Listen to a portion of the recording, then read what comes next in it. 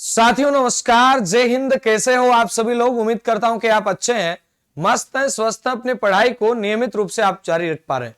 आइएगा प्रारंभ करते हैं आज के सेशन को। और आज अपन लोग चर्चा करने वाले हैं सपना रीट का वादा जीत का के 15 नंबर सेशन में। अपन ने जो प्लान बनाया है उसी प्लान के अकॉर्डिंग अपन अपने प्लान के ऊपर निरंतर चल रहे हैं और लगभग अपने प्लान का 40 से लेकर 50% जो हिस्सा है वो कवर हो चुका है। और ये बताते हुए मुझे खुशी हो रही है कि अपन अनवरत रूप से चल रहे हैं। किसी प्रकार की बाधाएं आ भी रही हैं तो अपन बाधाओं को पार करते हुए चल रहे हैं। लेकिन इस सपना रीट का वादा जीत का इस मुहिम में मुझे जैसा कि महसूस हो रहा है आप लोग ढीले पड़ रहे हैं और अंत में जाकर के ढीले पड़ जाओगे तो नुकसान भैया बाबू मेरे आपका ही होना है। क्योंकि हम मात्र केवल और प्रयास कर सकते हैं, बाकी असली जंग तो आपको ही जीतनी पड़ेगी। हम मोटिवेट कर सकते हैं, बाकी मोटिवेट होना आपको ही पड़ेगा। हम पढ़ा सकते हैं, पढ़ना आपको ही पड़ेगा। हम आपको मार्गदर्शन दे सकते हैं, चलना आपको ही पड़ेगा। हम राह दिखा सकते हैं, राही आपको ही बनना पड़ेगा। हम केवल और केवल आपके पथ प्रदर्शक बन सकते हैं, पथ पर तो आपको ही चलना पड़ेगा। आइएगा इसी पथ पर आगे बढ़ाने का प्रयास मैं मात्र कर रहा हूं और कुछ नहीं है। मेरा एक ही उद्देश्य है कि मेरे से जुड़े हर विद्यार्थी में ऊर्जा का संचार हो और जब भी पढ़ने बैठे तब 2 लाइनें गुनगुना ले। क्या गुनगुनाए कि धरा हिला गगन गूंजा नदी बहा पवन चला ज्योति सी जल जला विजय तेरी विजय तेरी विजय तेरी। भुजा भुजा फड़क फड़क रक्त में धड़क धड़क तनुष उठा प्रहार कर सबसे पहला वार कर विजय तेरी और विजय तेरी। हिरण सी सजग सजग, सजगता हिरण सी होनी चाहिए। हिरण सी सजग सजग आग सी धधक धधक, हिरण सी सजग सजग आग सी धधक धधक, शंख सी पुकार कर सिंह सी दहाड़ कर विजय तेरी विजय तेरी। तो ये दहाड़ करनी है, ये पुकार करनी है, ये धधकना है। कहने का मतलब जल जाना है उस मेहनत के हर उस एक पन्ने के अंदर जो आपकी किस्मत को लिखने वाला होगा। आइएगा प्रारंभ करते हैं आज के सेशन को। आज के सेशन में अपन लोग कवर करने वाले हैं चौहान राजवंश को लेकर के अपनी बात होगी। चौहान राजवंश में अपन अजमेर के चौहान, रणथंभौर के चौहान, जालोर के चौहानों को लेकर के बात करेंगे। राजस्थान की सांस्कृतिक परंपरा और विरासत को लेकर के बात करेंगे और राजस्थान का जो संत साहित्य है उसको लेकर के अपन बातचीत करेंगे। तो एक बार आप सभी का पुनः स्वागत और स्वागत करने के लिए तैयार हमेशा की तरह आपका होस्ट, आपका दोस्त विजेंद्र सिंह नेवरी। पहला प्रश्न आपके सामने आता है कि चौहानों की उत्पत्ति को लेकर के सुनिएगा। बात बड़ी अच्छी है। क्या है अच्छी? सुनिएगा। अच्छी बात यह आ रही है कि चौहानों की उत्पत्ति को लेकर के विभिन्न मत हैं, इन्हें आप सुमेलित करें। भाई ऐसा कौन सा मत है जो बताता है कि अग्निकुंड से आपके चौहान की उत्पत्ति हुई है? ऐसा कौन सा मत है जो बताता है कि ब्राह्मण वंशी है ये चौहान है? ऐसा कौन सा मत है जो ये बताता है कि जो सीथियन है ये आपके चौहान है? ऐसा कौन सा है जो सूर्यवंशी बताता है? फटाक से कमेंट करके एक बार बता दीजिएगा, फिर आगे बढ़ते हैं जल्दी से। मैं देखता हूं एक बार सेशन को शेयर भी कर दो। हाँ, फटाक से एक बार सेशन को शेयर जरूर आप कर दें, फिर अपन आगे बढ़ते हैं। अब बताइएगा सर क्या ही बताएं, हमें तो सब पता है, बता दो फिर।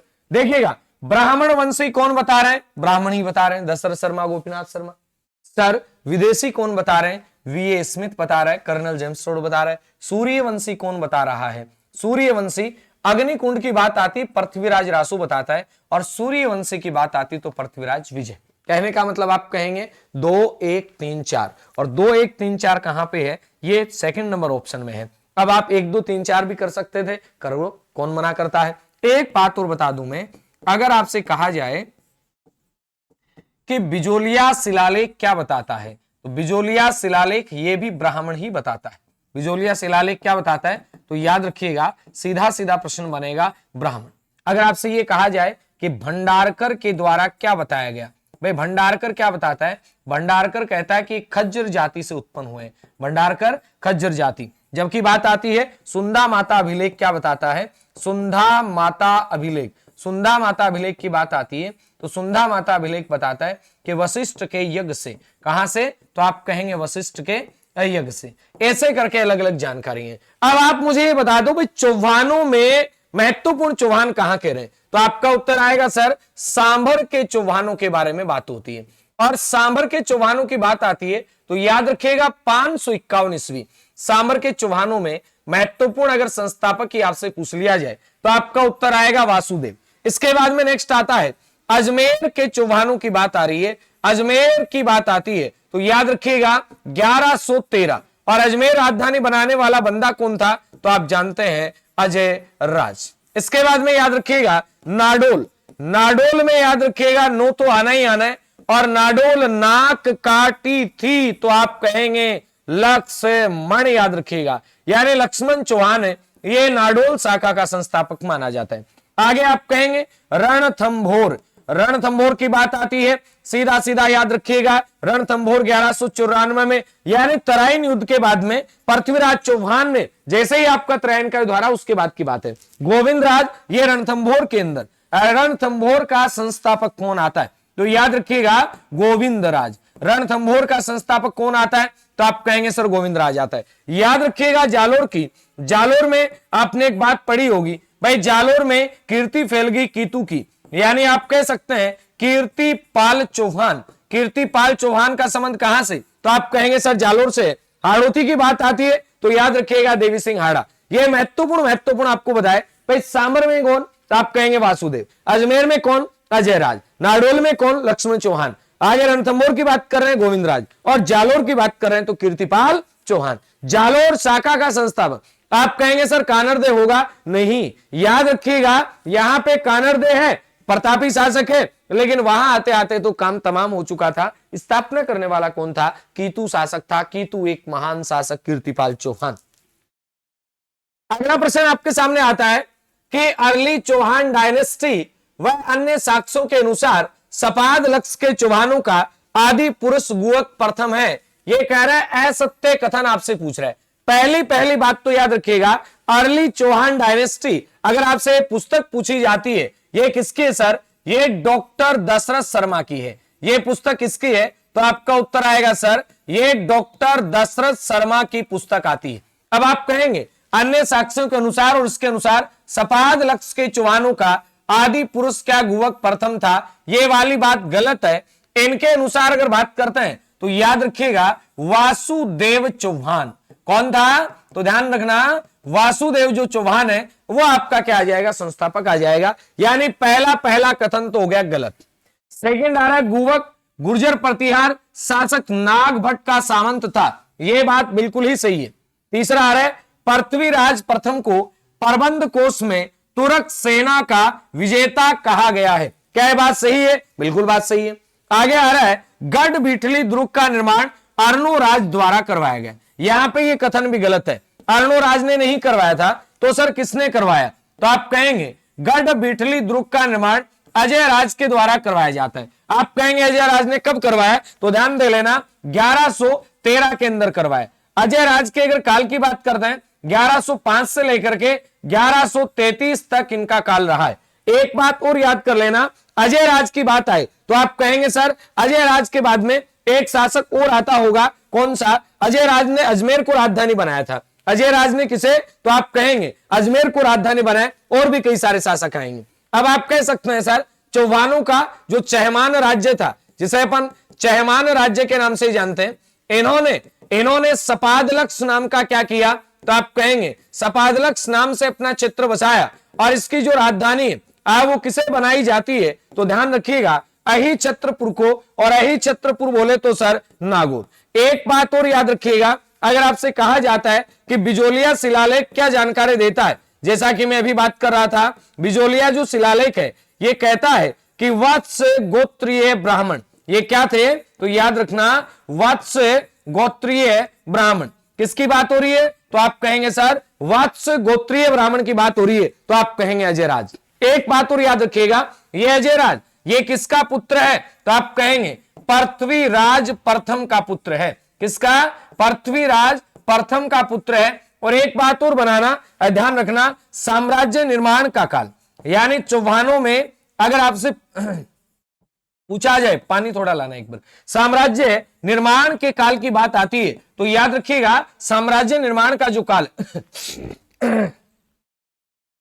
साम्राज्य निर्माण के काल की अगर बात आती है तो आप सीधा सीधा कहेंगे ये अजय राज के काल को कहा जाता है। अजय राज से संबंधित एक बात और याद रखना, यानी इन्होंने चांदी के सिक्के इन्होंने चलाए थे और चांदी के सिक्कों पर अपनी जो रानी थी सोमल देवी का चित्र भी था। सोमल देवी कौन थी? सोमल देवी रानी भी थी और इस सोमल देवी का जो चित्र है वो भी इन्होंने अपने चांदी के सिक्कों पर चलाया। सांबर जो राजधानी हुआ करती थी वासुदेव के टाइम से ही, उस सांबर को इन्होंने क्या कर लिया? तो आप कहेंगे सांबर जो था क्षेत्र पूरा, वहां से इन्होंने कहा अजमेर अपना पूरा साम्राज्य स्थानांतरित कर लिया। तो ये सपाद लाख सही छत्रपुर ये सारे के सारे गए आए हुए और यहां पे आप कहें अब अजमेर राजधानी बन जाता है। तो अजमेर का निर्माण अर्नोराज ने नहीं करवाया, अजमेर का निर्माण तो अजय राज ने करवाया। तो यहां गलत पूछ रहा है, गलत क्या है? एक और जो 4 है ये क्या हो जाएंगे? आपका उत्तर आएगा सर गलत हो जाएंगे। चलें आगे, बढ़े आगे, चलते हैं आगे। एक और प्रश्न आपके सामने आता है, शासकों को कालक्रम के अनुसार व्यवस्थित कीजिए। देखिएगा ऐसे प्रश्न थोड़ा सा ट्रेंडिंग में है, ये प्रश्न लगभग परीक्षाओं में आपसे पूछे जा रहे हैं। तो आप ऐसे प्रश्न आए, घबराने की आपको कतई आवश्यकता नहीं, थोड़ा सावधानी रखनी है, आराम से आपका उत्तर हो जाएगा। पहले आप जानते हैं एक शासक का नाम आता है सर जिसे कहते हैं वासुदेव। वासुदेव के बाद बात आती है तो आप कहेंगे सर गुवक प्रथम भी आता है। गुवक प्रथम के बाद में और कई शासक आते हैं, लेकिन मैं सीधा आके टिक जाता हूं पृथ्वीराज प्रथम के पास। पृथ्वीराज प्रथम के बाद में याद रखिएगा अभी मैं जिस शासक की बात कर रहा था अजय राज। अजय राज के बाद में यहां पे आता है अर्णोराज। अर्णोराज की हत्या किसके द्वारा की गई थी? आपको पता हो अर्णोराज को मारने का काम जगदेव ने किया था और इसलिए जगदेव को कहा जाता है पितृहंता शासक। अर्णोराज को मारने का काम किसने किया? तो याद रखिएगा अर्णोराज को जगदेव ने मारा था, ये इसी का पुत्र था, इसलिए जगदेव को कहते हैं पितृहंता शासक। अर्णोराज का ही बेटा था कौन? तो आप कहेंगे जगदेव। चलें आगे, एक बार थोड़ा सा मुझे गड़बड़ लग रही है, देख लेते हैं।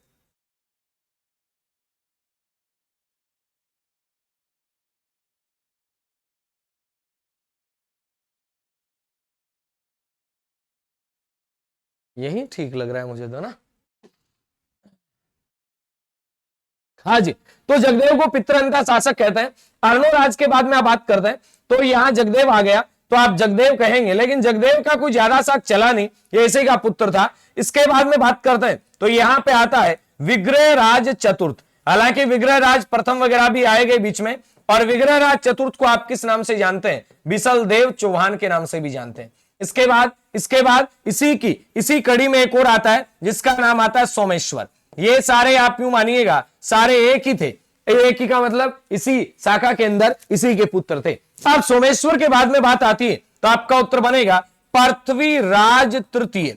पृथ्वीराज चौहान जिसे आप क्या कहते हैं? पृथ्वीराज चौहान तृतीय। और पृथ्वीराज चौहान के बाद में आप बात करते हैं तो गोविंद राज था, और इसी गोविंद राज ने कौन सा? तो आप कहेंगे यही गोविंद राज था जो बाद में जाकर के कहा रणथंभौर में चला जाता है। तो ये क्रम है, सीधा सीधा मैंने 5-7 नाम बताए और यही महत्वपूर्ण रूप से शासक रहे। तो आप इनको पक्का याद कर लें, वासुदेव आ जाएगा, गुवक फर्स्ट आ जाएगा, फिर पृथ्वीराज प्रथम है, फिर अजय राज है, अर्णोराज है, जगदेव है, विग्रहराज चतुर्थ है, सोमेश्वर है, और फिर आप पृथ्वीराज चौहान तृतीय याद कर लीजिएगा। और भी बीच में फिर बता देता हूं, लेकिन ज्यादा महत्वपूर्ण नहीं, यह अपने को इनकी वंशावलियां तैयार करके और भाट वाला काम नहीं कर रहे हैं, वो तो भाट लोग कर ही रहे हैं। अपने को तो यहां सिलेक्शन लेने का काम करना है, और सिलेक्शन लेने के लिए आपको सिलेक्टेड चीजें पढ़नी पड़ेंगी। और सिलेक्टेड चीज क्या होती है इसका तरीका मैं हर रोज आपको बता रहा हूं कि किस टाइप से आपको तैयारी करनी है।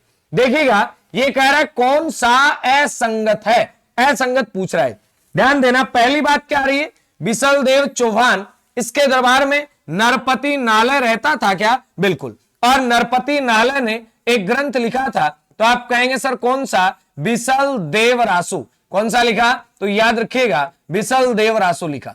इसके बाद एक बात और याद रखिएगा, इन्होंने बिसल देव रासु लिखा, ठीक है। ऐसे बिसल देव चौहान के दरबार में आप बात करते हैं, एक सोमदेव व्यक्ति भी रहा करता था, और सोमदेव ने एक ग्रंथ लिखा जिसका नाम था ललित विग्रहराज। क्या नाम था? तो आप कहेंगे ललित विग्रहराज था। अगर आप बिसलदेव चौहान के बाद में अर्णोराज की बात करते हैं, देवबोध धर्म घोष, बिल्कुल सही बात है, ये इनके दरबार में रहते थे। अगर पृथ्वीराज चौहान तृतीय की बात करते हैं आप, तो वागीश्वर इनके दरबार में रहा करता था। अजय राज की बात करते हैं, विद्यापति गौड़ नहीं था, यानी ये वाला गलत हो जाएगा। और ये पूछ क्या रहा है, असंगत है, केवल 4 जो है ये क्या है, असंगत है। ऑप्शन भी इस हिसाब से सेट किए गए, 2 3 4 3 4, केवल 4 2 4, तो याद रखिएगा 4। यानी ये किसके दरबार में थे, ये पृथ्वीराज चौहान के दरबार में। विद्यापति गौड़ की बात आती है भी पृथ्वीराज चौहान, और बाकी 2 उनको तो जानते हो, एक तो चंद्र बरदाई, एक तो कौन सा, तो आप कहेंगे चंद्र बरदाई, और दूसरे की बात आती है तो आप कहेंगे जयानक। दूसरा कौन सा, तो याद रखिएगा जयानक। इसके बाद में याद रखिएगा जनार्दन, जनार्दन ये भी इनके दरबार में रहा करता था। इसके बाद में आप कहेंगे सर आसाधर, ये भी इनके दरबार में रहा करता था। एक बात करें तो आप कहेंगे सर विश्वरूप भी इनके दरबार में रहा करता था। और एक इनके दरबार में बात करें तो आप कहेंगे पृथ्वी भट्ट भी रहा करता था। बात चली पड़ी तो आप सीधा सीधा आ जाइएगा बिसल देव चौहान। सीधा सीधा आपसे प्रश्न बने तो आप कहेंगे 1158 से लेकर के 1163 तक का काल इन्हीं का है। दिल्ली को जीता, पहली बात याद रखना, दिल्ली के तोमर को हराया। दिल्ली के किसको हराया, तोमर को हराया। और पहली बार अजमेर का ऐसा शासक, या आप कहेंगे चौहान वंश में ऐसा शासक, प्रथम शासक जिसने दिल्ली को जीता, प्रथम चौहान शासक, प्रथम है चौहान शासक है जिसने दिल्ली जीती, प्रथम चौहान शासक है दिल्ली जीता। कौन, तो आप कहेंगे बिसलदेव चौहान। बिसलदेव चौहान को ही क्या कहा जाता है, बिसलदेव चौहान को विग्रहराज चतुर्थ के नाम से जानते हैं। तो आप कह सकते हैं इन्हीं को क्या कहते हैं, तो आप कहेंगे विग्रहराज चतुर्थ के नाम से नहीं जानते हैं। एक बात और याद रखिएगा, अगर मैं बात करूं, इन्होंने चालुक्य शासक कुमार पाल को भी पराजित किया। चालुक्य शासक कुमार पाल को हराया। चालुक्य शासक कौन, तो आप कहेंगे कुमार पाल। और कुमार पाल को हराने का काम, चालुक्य शासक कुमार पाल को हराने का काम किसने किया, आप कहेंगे बिसलदेव चौहान ने। एक बात और याद रखना, जयानक भट्ट ने इन्हें कवि बांधव की उपाधि दी। इन्हें कौन सी उपाधि दी, कवि बांधव। ये याद कर लेना, कई बार एग्जामिनर क्या होता है, यहां जयानक भट्ट नहीं देखे। आपको एक बात पता है कि कवि बांधव के नाम से किसे जानते हैं, बिसलदेव चौहान को जानते हैं, आप जानते हैं, लेकिन वहां ऑप्शन में जयानक भट्ट नहीं देखे, ये सोमदेव दे देगा। और आप सोचोगे सोमदेव तो बिसलदेव चौहान से संबंधित है, उसी ने कहा होगा। अरे नहीं, ये किसने कहा, तो आप कहेंगे जयानक भट्ट ने। आगे बात आती है, इन्होंने एक संस्कृत पाठशाला बनवाई। अब आपके मन में एक प्रश्न आएगा कि संस्कृत जो पाठशाला है, ये तो सर हम पृथ्वीराज चौहान के टाइम में पढ़ते हैं। बिल्कुल आपकी बात सही है, लेकिन पृथ्वीराज चौहान के टाइम में वहां लगभग 85 विषयों का, 85 विषयों का अध्ययन अध्यापन का कार्य होता था। बनवाने का काम करें, इन्होंने बनवाई। और इसका नाम आपको कई जगह आप देखेंगे सरस्वती कंठाभरण भी मिल जाता है। सरस्वती कंठाभरण भी इसका नाम मिल जाता है। एक बात और याद रखिएगा, इन्होंने बिसलपुर कस्बा भी बसाया। इन्होंने कौन सा, बिसलपुर कस्बा, जो वर्तमान में कहां पे, टोंक में है, और यहीं पे बिसलपुर बांध बना हुआ है। चलें आगे, हरिकेली नाटक भी इन्होंने लिखा था, हरिकेली नाटक। आगे प्रश्न आ रहा है, बिसलदेव चौहान के बारे में दिए गए कथनों में से सत्य कथन का चुनाव कीजिए। पहला कथन है, कला और संस्कृति में उन्नति के लिए इनका काल चौहानों का स्वर्णिम काल कहलाता है। यह बात बिल्कुल सही है, बिल्कुल करेक्ट बात है। दिल्ली पर अधिकार करने वाला प्रथम चौहान शासक था, अभी बता के आया हूं, बिल्कुल सही बात है।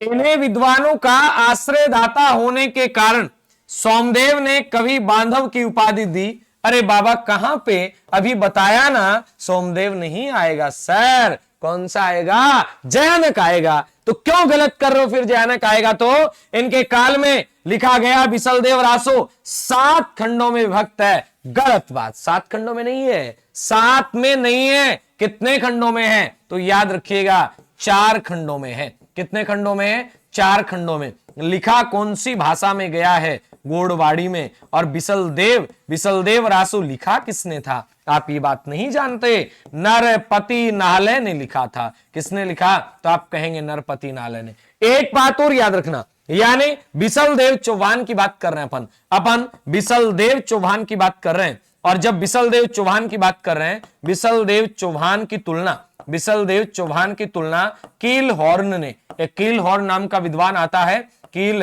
हॉर्न ने किससे की? तो आप कहेंगे कालिदास व भवभूति से। किससे की? कालिदास व भवभूति, कालिदास व भवभूति से की। किसकी तुलना? तो याद रखिएगा आपके बिसल देव चौहान की तुलना। आगे एक बात और याद रखना कि इन्होंने हरि केली नाटक की रचना की। हरि केली नाटक की रचना, हरि केली नाटक की रचना ये भी किसके द्वारा की जाती है? तो आपका उत्तर बनेगा हरि केली नाटक का जो अंश है वो किसके द्वारा लिखा जाता है? बिसल देव चौहान के द्वारा। एक बात और याद रखना, यानी धर्म घोष के कहने पर, धर्म घोष इनके दरबार के बाद में आगे भी अपन पढ़ के आए हैं, धर्म घोष के कहने पर इन्होंने, भाई धर्मघोष ने कहा तो इन्होंने क्या कहा? तो आप कहेंगे इन्होंने एकादशी के दिन पशु वध पर रोक लगा दी। एकादशी के दिन पशु वध पर रोक लगा दी। किसने लगा दी रोके? तो आपका उत्तर आएगा आपके बिसल देव चौहान ने। इतनी चीजें याद रहेंगी, बस इतनी याद रहेंगी तो आपका काम बन जाएगा, चिंता करने की बात नहीं है। आगे प्रश्न आ रहा है, पृथ्वीराज चौहान जिन्हें क्या कहते हैं? सर पृथ्वीराज चौहान जिन्हें राय पिथौरा कहते हैं, जिन्हें दल पुंगल के नाम से जानते हैं, इन्होंने महोबा के चंदेल शासक परमार्दी देव को पराजित करने के बाद महोबा का प्रशासक किसे नियुक्त किया? शानदार प्रश्न है, आराम से देख के बताना। आप कहेंगे सर इन्होंने क्या प्रशासक आल्हा और उदल को नियुक्त किया? नहीं, आल्हा उदल तो कौन थे? सर आल्हा उदल तो परमार्दी देव के क्या थे सर? सैनिक थे, सैनिक। क्यों भूल रहे हो सर आप? अगर मैं बात करता हूं सर भीमदेव द्वितीय, ये तो इनका प्रतिद्वंदी था। भीमदेव की बात आती है तो सीधा सीधा कहना ये तो गुजरात का बंदा था, ये तो गुजरात का शासक था, जो इनका प्रतिद्वंदी था गुजरात का शासक था। क्या जगदेव प्रतिहार आएगा? नहीं, तो आपका उत्तर आएगा पंजुन राय। वेरी वेरी वेरी इंपॉर्टेंट है, याद कर लेना। अब मैं सीधी बात करता हूं भाई, पृथ्वीराज चौहान को लेकर के अगर आपसे पूछा जाए कि इनका जन्म, तो याद रखिएगा इनका जन्म 19 मई 1166 को। यह भी एग्जाम में प्रश्न आया है कि इनका जन्म हुआ कहां पे था? तो आप कहेंगे अनहिल पाटन में। और अनहिल पाटन भाई साहब है कहां पे? आप कहेंगे सर गुजरात में है। अनहिल पाटन कहां पे? गुजरात में। इनके पिता का नाम अगर आपसे पूछा जाए आप क्या कहेंगे? सोमेश्वर चौहान। इनके पिता का नाम क्या था? याद रखिएगा सोमेश्वर चौहान। इनकी माता का नाम क्या था? तो याद रखिएगा भाई साहब कर्पूरी देवी, ये इनकी माता का नाम था। अगर आपसे कहा जाए इनका प्रधानमंत्री कौन था? कदम्बवास था सर, कदम्बवास। अगर आपसे कहा जाए इनका सेनापति कौन था? सेनापति सर भुवनमल था। सेनापति कौन था इनका? भुवनमल। अगर आपसे कहा जाए इनकी संरक्षिका किसे कहते हैं? इनकी मां को ही कहते हैं कर्पूरी देवी। अगर कहा जाए इनका राज्याभिषेक कब होता है? तो आप कहेंगे सर राज्याभिषेक 1177 में। लेकिन वेरी वेरी इंपॉर्टेंट बात, अगर वास्तविक रूप से कहा जाए, वास्तविक राज्याभिषेक की बात करें तो 1178 आएगा। भाई 1177 में राज्याभिषेक हुआ। एक तरीके से अपन बात कर सकते हैं संरक्षिका कर्पूरी देवी थी, लेकिन 1178 में पूर्ण रूप से इनके हाथों में सिस्टम आ जाता है। अब फिर आप कहेंगे सर और क्या क्या प्रश्न बन सकते हैं? आइएगा मैं आपको बता ही देता हूं क्या क्या प्रश्न बनते हैं। नंबर 1 पे आप कह सकते हैं इन्हें राय पिथौरा कहते हैं, इन्हें दल पुंगल कहते हैं सर। इन्हें भारतेश्वर के नाम से भी जानते हैं। भारतेश्वर के नाम से भी इनको जाना जाता है। और भारतेश्वर के बाद में अगर आप बात करेंगे तो याद रखिएगा भारतेश्वर के अलावा इन्हें क्या कहते हैं? तो आप कहेंगे सर सपादलेश्वर। सपादलक्ष था ना, सपादलेश्वर भी इन्हें कहा जाता है। याद रखना इन्होंने दिल्ली में राय पिथौरागढ़ बनवाया।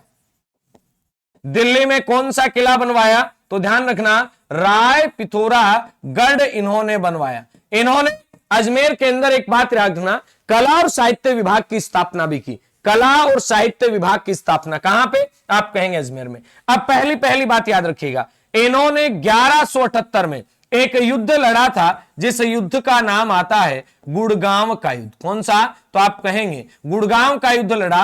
कब लड़ा? 1178 में। और इसमें इसमें एक बात और याद रखना, नागार्जुन, नागार्जुन को हराया जो इनका चचेरा भाई था। इसके बाद फिर आगे चले तो ये चलते हैं और इनको संघर्षों का सामना तो करना ही पड़ा, तो आगे ये भंडानकों का दमन करते हैं। किसका? ये काफी बार प्रश्न आ जाते हैं। भंडानकों का दमन करते हैं, यानी मथुरा और जो आपका भरतपुर वाला एरिया है यहां पे भंडानक थे, इनका दमन किया जाता है। इसके बाद में बात करेंगे 1182 में, 1182 में महोबा के चंदेल शासक को हराते हैं। आप कहेंगे महोबा का चंदेल शासक जो है इसे हराया जाता है। इसके बाद में आप कहेंगे जैसे ही आगे चले 1184 नागौर युद्ध में, 1184 कौन से युद्ध में? नागौर युद्ध में आप कहेंगे सर किसे? भीमदेव द्वितीय को हराया जाता है। भीमदेव द्वितीय कहां का बंदा था? ये गुजरात का था। महोबा का जो चंदेल शासक था ये परमार्दी देव था, इसे भी हराया जाता है। नागौर के युद्ध में भीमदेव को भी हराया जाता है।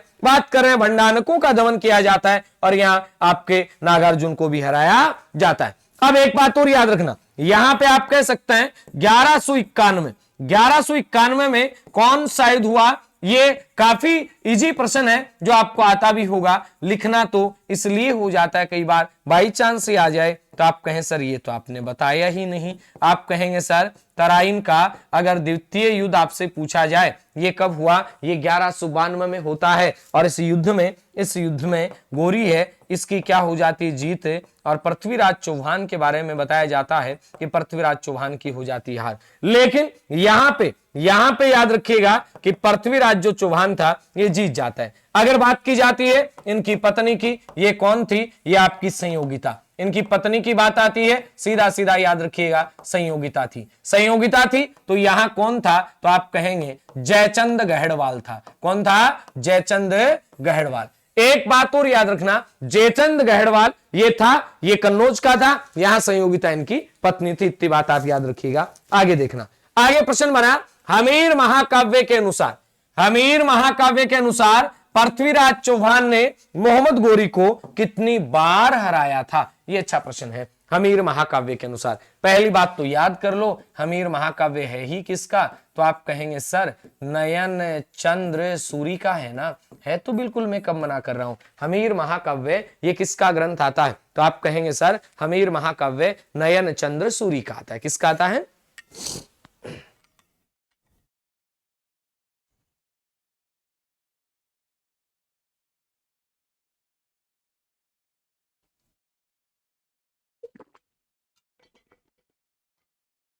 एक बार के लिए सेशन को लाइक कर दें, शेयर कर दें, सभी साथियों तक पहुंचा दें। समझ रहे हैं ना? और पहली बार विजिट कर रहे हैं तो चैनल को क्या कर लें? सब्सक्राइब भी कर लें। ऐसे ही नहीं आएगा कि तूफानों से आंख मिलाओ लहरों पे वार करो। नहीं, तूफानों से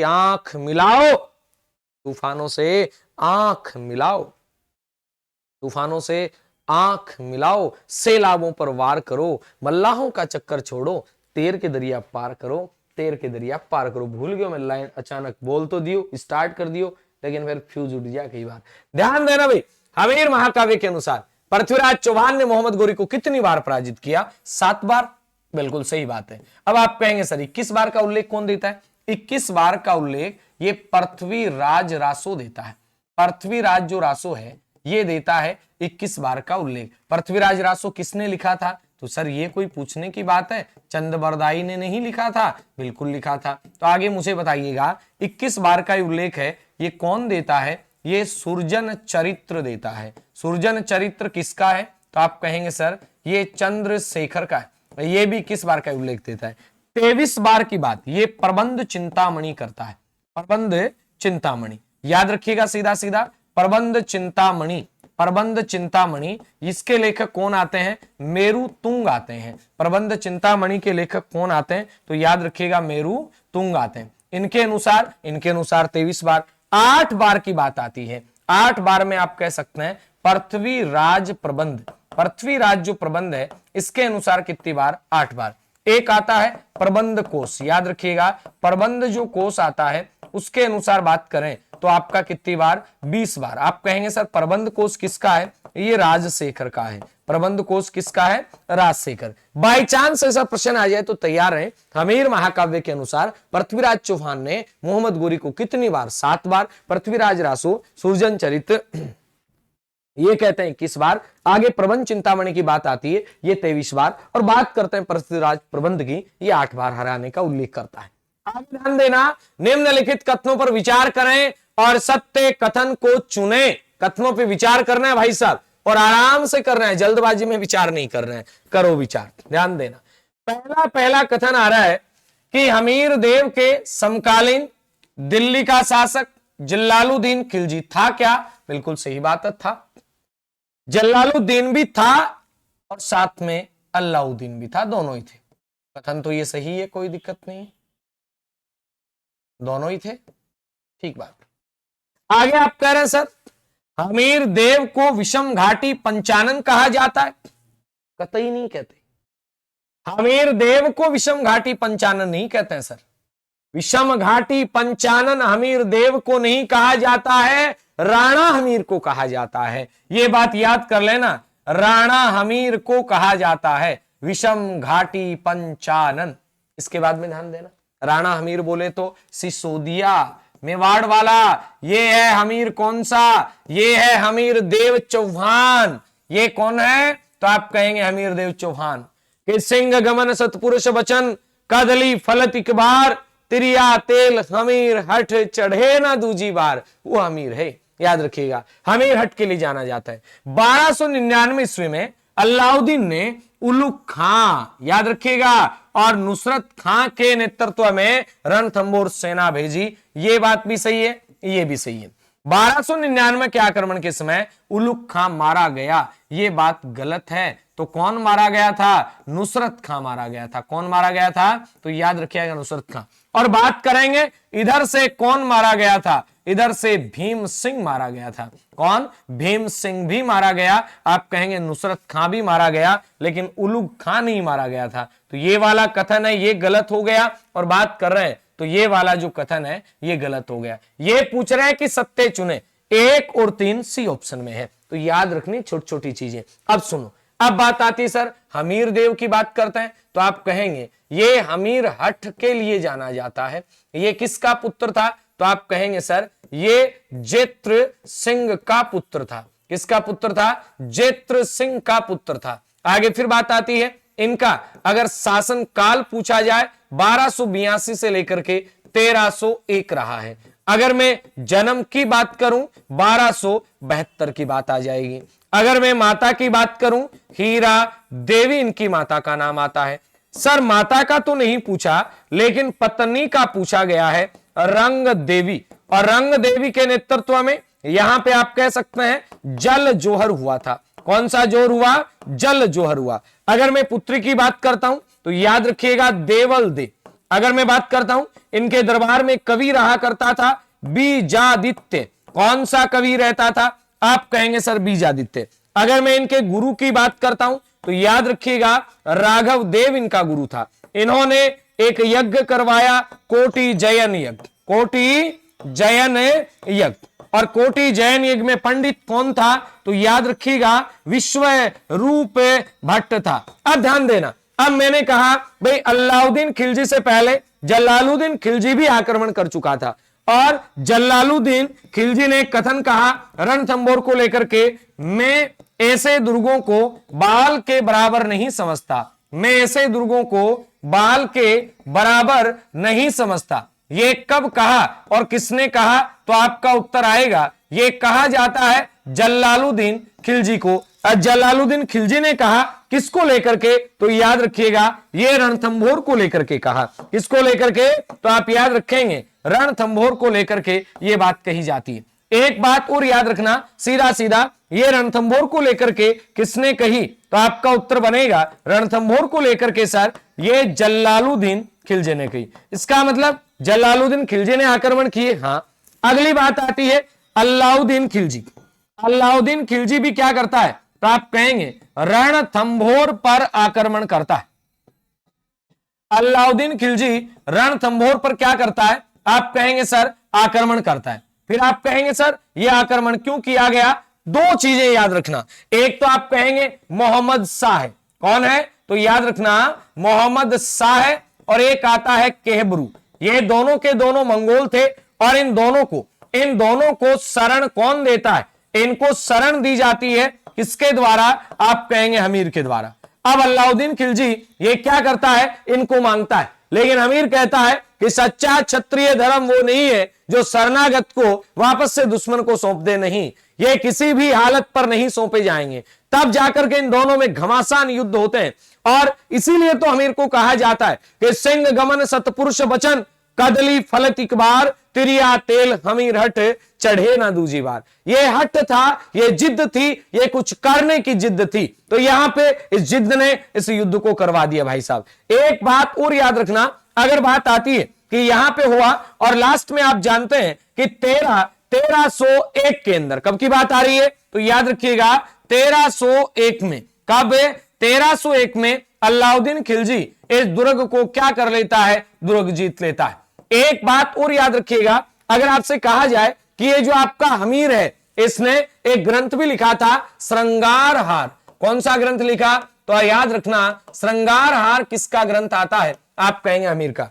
अब दो चार चीजें और मैं आपको बता देता हूं, छोटी छोटी है लेकिन काम की है। भाई मैंने कहा हमीरायण किसका है, यह है भंडाऊ व्यास का। हमीरायण किसका, तो याद करना भंडाऊ व्यास का है। हमीरायण के बाद में अगर आपसे यह पूछा जाता है हमीर हट किसका है, हमीर हट की बात आती है, ये फटाफट कमेंट करके बताइएगा। हमीर हट ये चंद्रशेखर का आता है। हमीर हट किसका आता है, तो आप कहेंगे चंद्रशेखर का आता है। इसके बाद में जैसे ही आप बात करते हैं सर चंद्रशेखर के अलावा एक का और आता है, फटाफट कमेंट करके बताइएगा ये किसका आता है। इसके बाद में आगे चले, एक आता है हमीर बंधन भी आता है। ये बंधन किसका, अमृत का, यानी अमृत कैलाश की बात कर रहे हैं, अमृत कैलाश की बात कर रहे हैं। एक हमीर रासो भी आता है, किसका, ये दो आते हैं, एक आता है हमीर रासो 13वीं शताब्दी का, और एक आता है 18वीं शताब्दी का। हमीर रासो में दो नाम मिल जाएं और एक साथ तो मिलेंगे नहीं, जोधराज भी हमीर रासो याद रखना, और सारंगधर है, ये भी आप हमीर रासो। हमीर महाकाव्य की बात आती है तो आप कह सकते हैं नयन चंद्र सूर्य। महान कौन होते हैं, चंद्रमा और सूर्य। अब अलाउद्दीन खिलजी ने जीता, और इस बारे में एक बात और याद रखना, अलाउद्दीन खिलजी के साथ में अमीर खुसरो भी था, और अमीर खुसरो एक बात बोलता है यहां पे, जैसे ही दुर्ग को जीता जाता है कि आज कुफ्र का गढ़ इस्लाम का घर हो गया है। क्या कहता है, आज कुफ्र का गढ़ इस्लाम का घर हो गया है। ऐसा कौन कहता है, तो आप कहेंगे अमीर खुसरो कहता है। और इस अलाउद्दीन खिलजी ने रणथंभौर का प्रशासक ये किसे नियुक्त कर दिया, तो आप कहेंगे उलुग खां को प्रशासक नियुक्त कर दिया जाता है। चलें आगे। अब बताओ प्रश्न की बाल की खाल में कोई कमी बसती है, तो नहीं बसती सर, नहीं बसती, इसीलिए तो अपन काम करते हैं। जालोर शाखा के चौहान वंश का संस्थापक कौन था, बड़ा अच्छा प्रश्न है। क्या कीर्तिपाल चौहान था, बिल्कुल सर सही बात फरमा रहे हैं, कीर्तिपाल चौहान था 1181 से लेके 1182। और याद रखना कीर्तिपाल चौहान को लेकर के सुंधा माता अभिलेख में, कौन से अभिलेख की बात हो रही है, सुंधा माता अभिलेख में, यहां पे इसे राजेश्वर कहा गया है। क्या कहा गया है, राजेश्वर। एक बात और बताना, इनकी जो मुख्य देवी है वो है आशापुरी माता। कौन सी है, आशापुरी माता, ये इनकी मुख्य देवी है। अगर बात करते हैं कि कीर्तिपाल चौहान के बाद में एक और शासक आया होगा जिसका नाम आता है समर सिंह। समर सिंह के बाद में याद रखना एक आता है उदय सिंह। इसके टाइम में इल्तुतमिश का आक्रमण होता है, इल्तुतमिश का। इसके बाद में आप कहेंगे एक आता होगा चाचिंग देव। कौन सा, चाचिंग देव। चाचिंग देव ये बलबन के समकालीन था, बलबन के समकालीन था। इसके बाद में याद रखिएगा एक आता होगा सामंत सिंह। कौन सा सिंह, तो आप कहेंगे सामंत सिंह। और सामंत सिंह के टाइम में जलालुद्दीन खिलजी था। इसके बाद में कौन आता है सर, कान्हड़दे आता है। कौन आता है, तो याद रखेंगे कान्हड़दे चौहान आता है। और कान्हड़दे चौहान के बारे में तो क्या ही कहना है। आगे बात करेंगे लक्ष्मण चौहान। इसमें तो आपको मैंने बताया था नाडोल से संबंधित आता है। किससे, नाडोल। मालदेव की बात आती है, इसे मूछाला मालदेव कहते हैं। इसे क्या कहते हैं? मूछाला मालदेव कहते हैं। अब आप बात करेंगे सर कीर्तिपाल चौहान को लेकर के, आ जाओ। कीर्तिपाल चौहान का शासन ये 1305 से लेकर के 1311 तक रहा है। अंतिम प्रतापी शासक रहा है। अंतिम प्रतापी शासक कौन है? तो आप कहेंगे अंतिम प्रतापी शासक कहां का सर? जालोर का। पूरे राजस्थान का थोड़ी ना होगा, इसके बाद तो जालोर शाखा खत्म। आगे बात आती है अब इस कीर्तिपाल चौहान के बाद में अगर बात करते हैं तो आप कहेंगे सर इसके पुत्र का नाम, इसके पुत्र की बात करते हैं, इसके पुत्र की बात करते हैं तो वीरम देव इसका पुत्र था। वीरम देव सोनगरा ये इसका पुत्र हुआ करता था। वीरम देव सोनगरा के बाद में बात करें इसका मुख्य सलाहकार या इसका मुख्यमंत्री ये जेता देवड़ा हुआ करता था। जेता देवड़ा हुआ करता था। इसका मुख्य कवि की बात करें तो कौन था? पद्मनाभ था। कवि कौन था? पद्मनाभ। पद्मनाभ ने सर कौन से ग्रंथ लिखे? एक तो इन्होंने लिखा कानड़ देव प्रबंध, एक तो लिखा कानड़ देव प्रबंध और दूसरा लिखा वीरम देव सोनगरारी बाता। कौन सा? वीरम देव सोनगरारी बाता। वीरम देव सोनगरारी बाता ये भी किसका है? ये भी आपका पद्मनाभ का है। इसके बाद में याद रखिएगा एक आता है सिवाना दुर्ग। सिवाना दुर्ग को क्या कहा जाता था? इसे कहते थे जालोर की कुंजी। इसे क्या कहा जाता था? तो याद कर लेना जालोर की कुंजी। सिवाना दुर्ग की बात आती है, इसका निर्माण करवाया वीर नारायण पंवार ने। वीर नारायण पंवार ने। और इसके ऊपर याद रखना इसके ऊपर 1308 में अलाउद्दीन खिलजी का आक्रमण होता है। अलाउद्दीन खिलजी सिवाना पे आक्रमण कब करता है? तो याद रखना 1308 में आक्रमण करता है। और आक्रमण के समय अगर बात करें यहां का सेनापति कौन था? आक्रमण के समय यहां का सेनापति भाई साहब आप कहेंगे सातल देव चौहान था। कौन था? सातल देव चौहान। और एक बात याद रखना यहां पे अलाउद्दीन खिलजी इस दुर्ग को जीतता है और जीत करके इसी सिवाना दुर्ग जो बाड़मेर में इसका नाम रख देता है खेराबाद। क्या नाम रख देता है? खेराबाद। अगर खिजराबाद की बात आती है, खिजराबाद रखा जाता है चित्तौड़गढ़ का। एक बात और याद रखना यहां पे विश्वासघात करता है भांवला पंवार। यहां पे विश्वासघात कौन करता है? भांवला पंवार ये यहां का विश्वासघाती। आप एक बात और कहेंगे सर विश्वासघाती तो और भी थे। विश्वासघात अगर हमीर के साथ पूछा जाए उसके साथ कौन करता है? तो याद रखना रणमल व रतिपाल। रणमल और रतिपाल ये विश्वासघात किसके साथ करते हैं? तो आप कहेंगे रणमल रतिपाल ये हमीर देव के साथ विश्वासघात करते हैं। अगर आपसे कहा जाता है कि आपके इस कानड़ देव चौहान के साथ में यहां पे जब 1311 में जालोर दुर्ग को जीता जाता है, जालोर दुर्ग का पतन होता है, तब बीका दहिया ये क्या करता है? ये विश्वासघात करता है। बीका दहिया क्या करता? तो आप कहेंगे ये विश्वासघाती था। और इतिहास ऐसा भी लिखता है बीका दहिया की पत्नी को जैसे ही पता चलता है खंजर घोंप कर इसे मार देती है कि ऐसा दुष्ट प्राणी कहां से मेरा पति बन गया। चलें आगे चलते हैं। अगला प्रश्न आपके सामने फिर आ रहा है वधु से उसके पीहर पक्ष से छोटा भाई या कोई निकट संबंधी आता है उसे क्या कहते हैं? इतनी देर आपकी रगों में चल रहा था कि सिंह गमन सतपुरुष भजन कदली फल तिकबार तिरिया तेल हमीर हट चढ़े ना दूजी बार। चौहान शासक आपके सामने आ रहे थे। इतनी देर पृथ्वीराज चौहान आ रहा था कि 4 बांस 24 गज अंगुलष्ट प्रमाण ता ऊपर सुल्तान है मत चूके चौहान। वो बातें आपके माइंड में आ रही थी। अब ब्याह शादी करांगा, कोई मर भी सके बूढ़ो ठहरो, कोई जन्म भी सके, यानी रीति रिवाज अजमेर के चौहानों के बाद, रणथंभौर के चौहानों के बाद, जालोर के चौहानों के बाद में अपन रीति रिवाजों को लेकर के चर्चा करने वाले। प्रश्न आया भाई साहब, क्या आया? वधु से बीननी से उसके पीहर पक्ष से छोटा भाई या कोई निकट संबंधी आता है उसे क्या कहते हैं?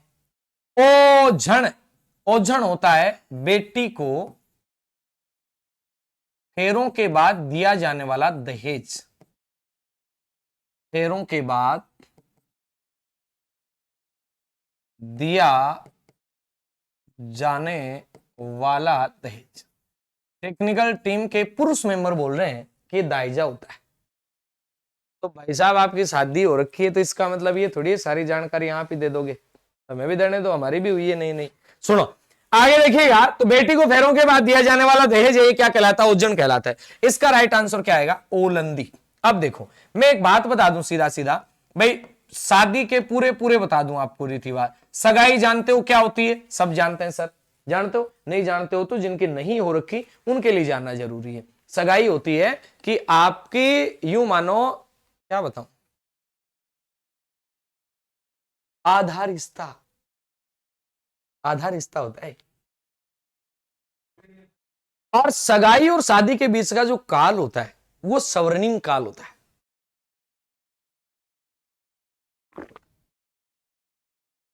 वो साम्राज्य निर्माण का काल होता है।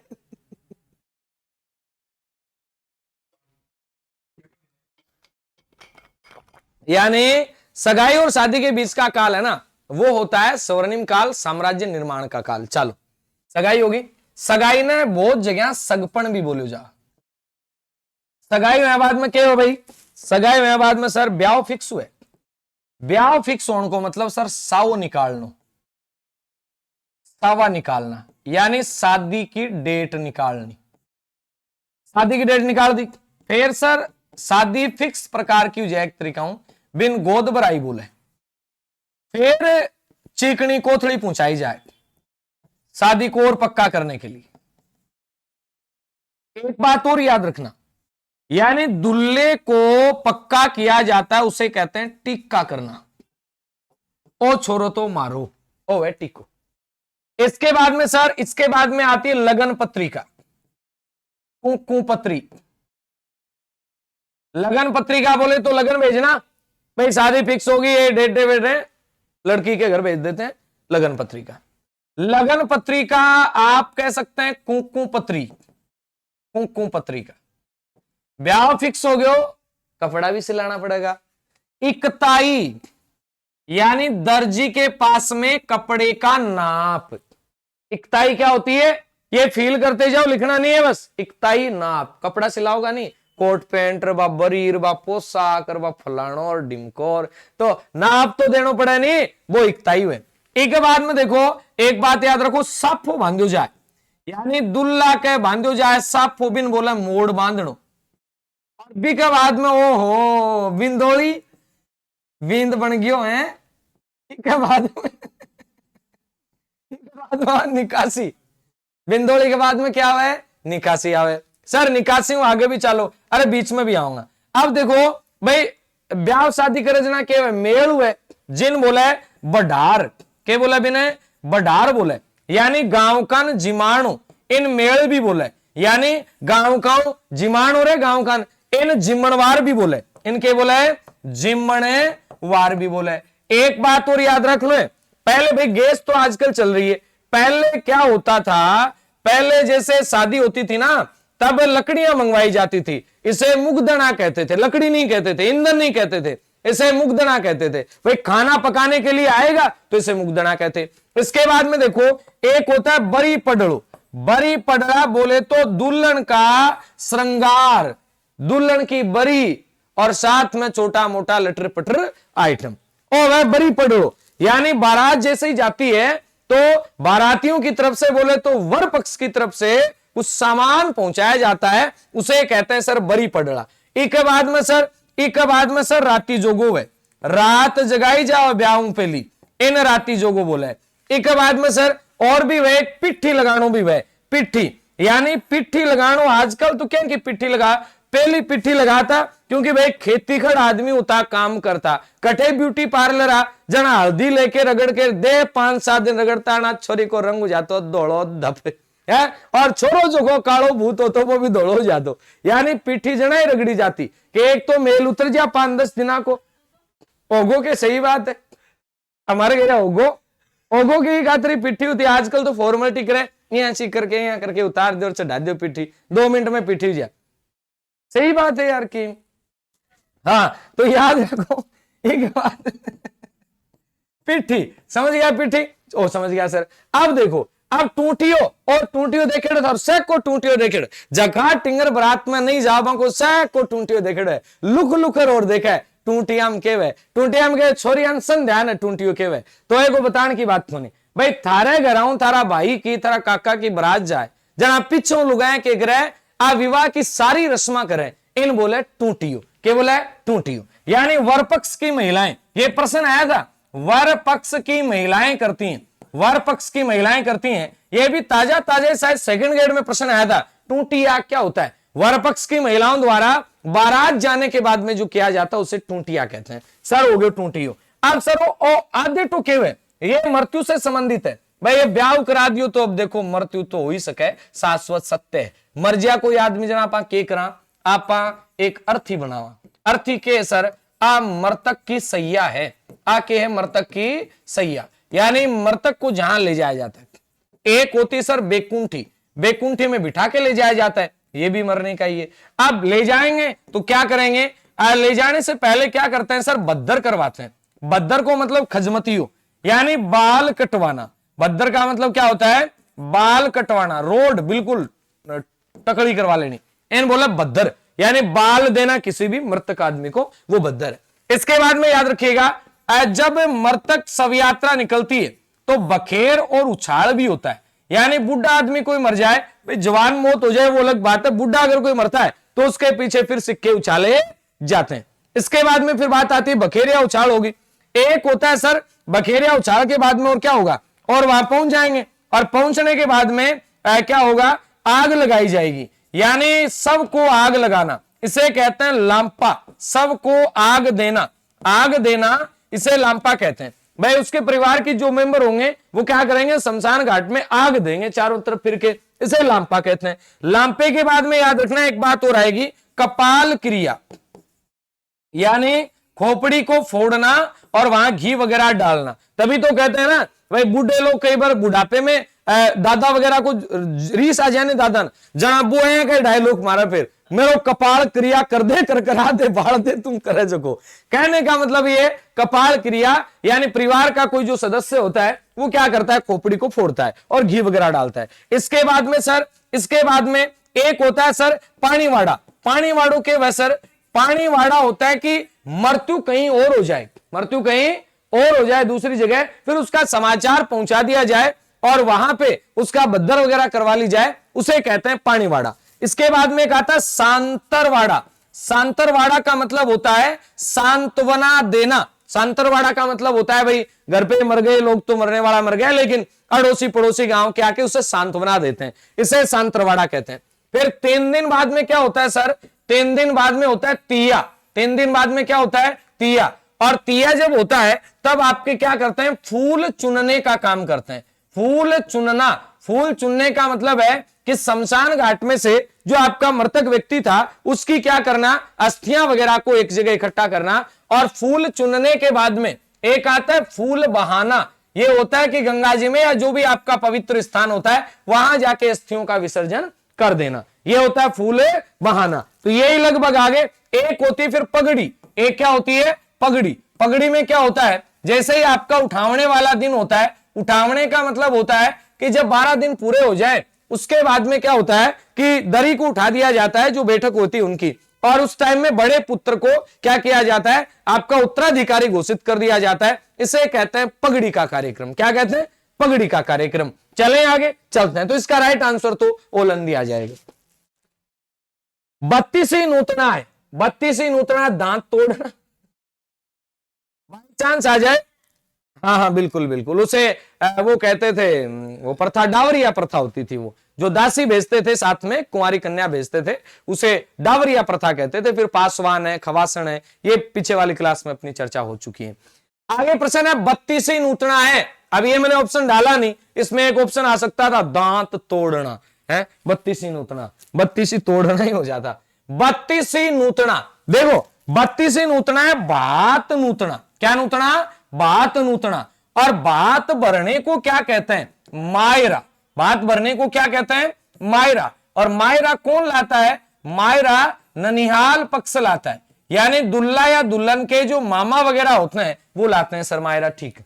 एक बात और याद रखना, एक आता है कुंवारी जान का भात। कुंवारी जान का भात, कुंवारी जान को मतलब क्या है सर, पूरी जान कुंवारी है कि हाँ, यानी फेरों से पहले, फेरों से पहले बारात को जो भोजन दिया जाता है उसे कहते हैं कुंवारी जान का भात। यानी फेरे तो बाद में होंगे, बारात पहुंची पहुंची तो नाश्ता पानी करवाते हैं। लेकिन एक बात और याद रखना, नाश्ता पानी करवाने से पहले सामेला होता है, और सामेले को कहते हैं स्वागत। क्या कहते हैं? स्वागत। स्वागत होगी, बारात को स्वागत है, सामेलो सामेलो।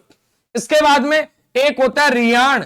रियाण ये भी स्वागत का ही है। इसमें क्या होता है? अफीम गलाने की परंपरा होती है। अफीम वगैरह गलाकर फिर क्या करते हैं भाई, एक दूसरे को यूं कहते हैं कि हाँ लो सा, तो ये अफीम गलाने की प्रक्रिया, इसे रियाण कहते हैं। आगे एक बात आती है, सर अब बींद बन गयो सेहरा बहंद के आऊंगा, ये मेरा वादा है?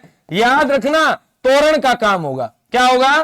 तोरण। यानी अब भाई साहब इस टाइम में तो यहां लागू नीचे जखा आदमी है नहीं, दुल्लो घोड़ी पर बैठे रहे, नीचे आदमी अत्ताक अत्ताक दिखे यार, बड़ो सारो खुद ही राजा ही बनेड़ो रे, ढोल बाज बोग रहे, लोग लाइटा उठा रखी है, अलवाई भाग रहा है, ठिनार ठिनार, बड़ो सारो टेंट लाग रहा है, नाई का नया संवरी ला रहे है। हा के फीलिंग आवे, वो नौकरी लाग जाओ फीलिंग ही लोगा नहीं। तोरण चल। इसके बाद में याद रखिएगा, एक होता है कन्यावल करना। क्या होता है? कन्यावल। इसके बाद में आता है रंगभरी। रंगभरी या पहरावनी।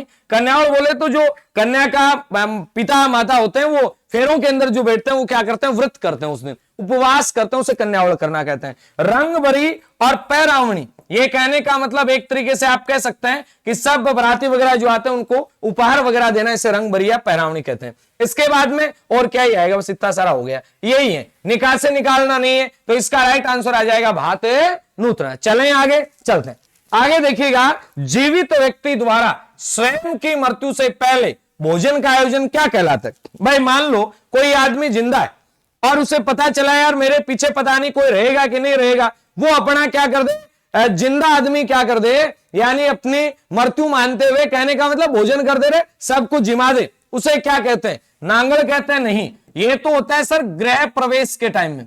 गृह जो प्रवेश होता है इसे नांगल कहते हैं। भाई घर बनाता है कोई नया और फिर नए घर में जाता है, वो नांगल कहलाता है। ओख का मतलब होता है किसी त्योहार, किसी अवसर के दिन, किसी विशेष अवसर के दिन, किसी विशेष अवसर के दिन, मान लो किसी की मौत होगी, किसी विशेष अवसर के दिन मौत हो जाना। अब जब मौत हो गई तो वो क्या करते हैं, वो अवसर विशेष वहां पर मनाया नहीं जाता। मान लो दीपावली के दिन घर में कोई मृत्यु हो जाए, तो जब तक नया जीव नहीं आ जाएगा तब तक उस घर में दीपावली नहीं मनाई जाएगी, उसे कहते हैं ओख पड़ना। तो यहां पे आ जाएगा जोसर और मोसर। मोसर किया जाता है मरने के बाद में, मृत होने के बाद ये किया जाता है मोसर। एक बात याद रखना, अगर आपसे संस्कारों की बात की जाती है, भाई अपनी भारतीय संस्कृति ये कहती है 16 संस्कार हैं, और 16 संस्कार में पहला संस्कार आता है गर्भाधान संस्कार। इसके बाद में एक आता है पुंसवन संस्कार, एक आता है सीमांतोनयन।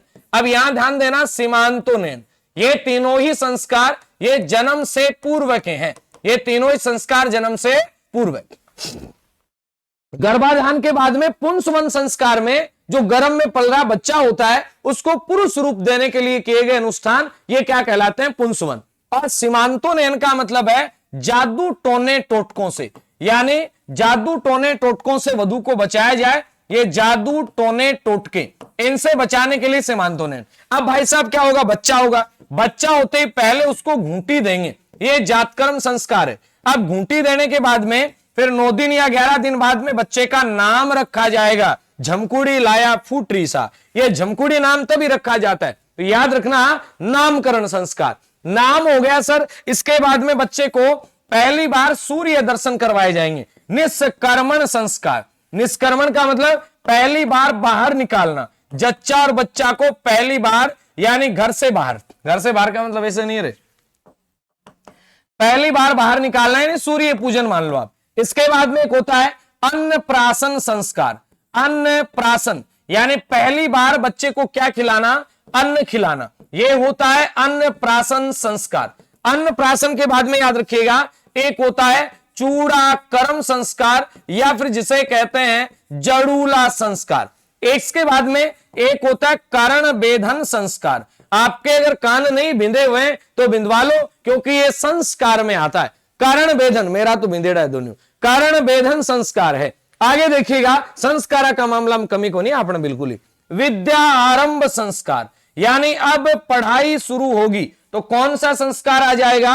आप कहेंगे विद्या आरंभ संस्कार। इसके बाद में आता है उपनयन संस्कार। कौन सा? उपनयन, यानी गुरु के पास बैठ करके शिक्षा। भाई ये तो शुरुआत होगी कहां से? विद्यारंभ कहीं से भी हो सकता है। इसके बाद में उपनयन। अब आता है वेदांत संस्कार। कौन सा? वेदांत संस्कार आएगा, वेदांत संस्कार। इसके बाद में सर आएगा आपका केस काटे जाते हैं, केशांत संस्कार, यानी जिसमें क्या किए जाते हैं? जिसमें आपके दाढ़ी मूछ वगैरह ये भेंट की जाती है, तो कौन सा? केशांत संस्कार आ गया। ये कौन सा है? वेदांत, ये केशांत। इसके बाद में आता है, ये था सीमांतोनयन। अब आता है समावर्तन संस्कार, समावर्तन संस्कार। समावर्तन के बाद में पाणी ग्रहण संस्कार। समावर्तन के बाद में याद रखिएगा पाणी ग्रहण संस्कार, यानी विवाह मान लीजिएगा। और पाणी ग्रहण संस्कार के बाद में भाई साहब अब संस्कारों की जगह नहीं बचती, भाई हो गए तो काहे का संस्कार है? अब तो सारे संस्कार पूरे हैं और अब लास्ट में एक ही आता है, राम नाम सत्य है, अंत्येष्टि संस्कार। कौन सा?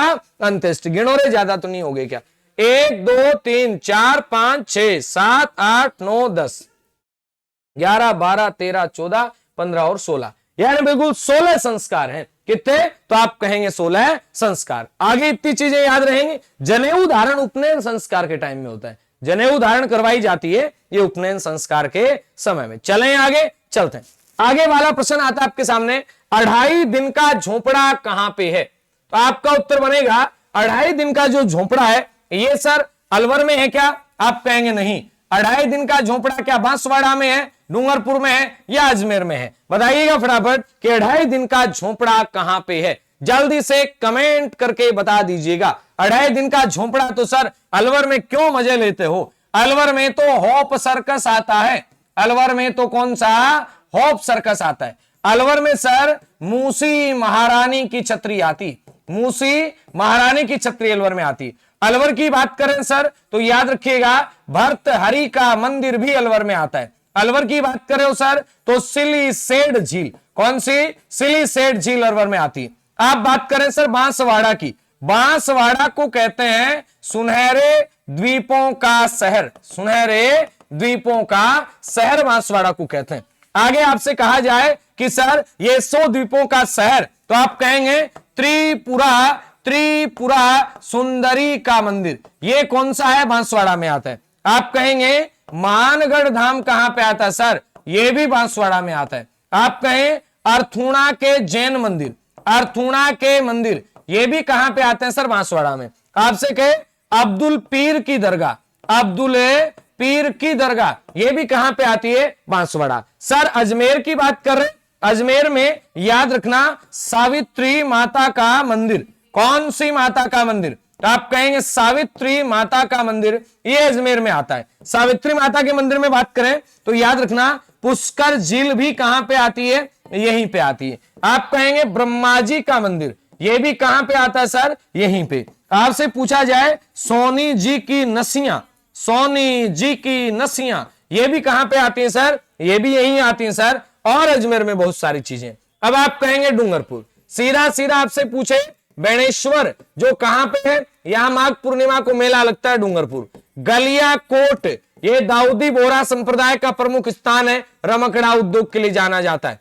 एक थम्बिया, वेरी वेरी इंपॉर्टेंट, एक थंबा नहीं है, एक थम्बिया है, याद रखना। इसके बाद में एक आता है जूना महल, भित्ति चित्रों के लिए प्रसिद्ध है। ये सारे कहां पे आते हैं? सर डूंगरपुर में आते हैं।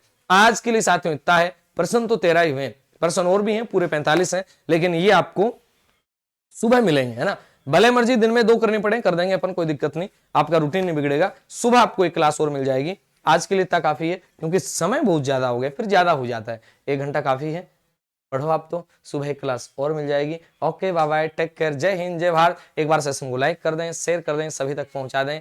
चैनल पर पहली बार विजिट करें तो चैनल को सब्सक्राइब भी कर लें। All the best.